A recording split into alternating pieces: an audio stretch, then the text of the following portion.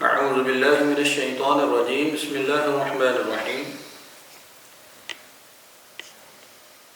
سیدنا جابر رضی اللہ تعالیٰ عنہ بیان کرتے ہیں، رسول کریم صلی اللہ علیہ وسلم کو میں نے یہ فرماتے ہوئے سنا، جب آدمی گھر کے اندر داخل ہو اور داخل ہوتے وقت اللہ کا ذکر کرے، کھانا کھاتے وقت اللہ کا ذکر کرے، اب گھر میں داخل ہوں تو السلام علیکم کہہ لیں، بسم اللہ پڑھ کر گھر کے اندر داخل ہوں، جب کھانا کھائیں تو بسم اللہ پڑھ کے کھائیں۔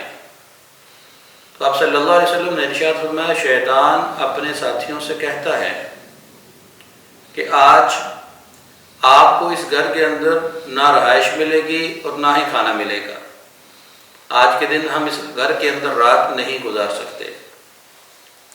اور اگر انسان گھر میں داخل ہوتے وقت اور کھانا کھاتے وقت اللہ کا ذکر نہ کرے تو شیطان اپنے ساتھیوں سے کہتا ہے لو جی آج آپ کے لیے اس گھر کے اندر رہائش کا بندوبست بھی ہو گیا اور کھانا بھی آپ کو مل گیا۔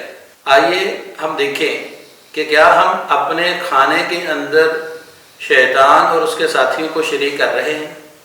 کیا ہم ان کو گھر میں رہنے کے لیے اجازت دے رہے ہیں؟ اگر تو دے رہے ہیں تو بلا شبہ اس کی وجہ سے آج ہمارے معاملات وہ خرابی کا شکار ہیں۔ اگر ایسا معاملہ ہے تو آئیے ہم آج سے عہد کریں، ہم جب بھی گھر میں داخل ہوں گے یا کھانا کھائیں گے تو بسم اللہ پڑھ کر اللہ کا نام لے کر ہم یہ ابتدا کریں گے۔ اللہ ہمیں عمل کی توفیق عطا فرمائے۔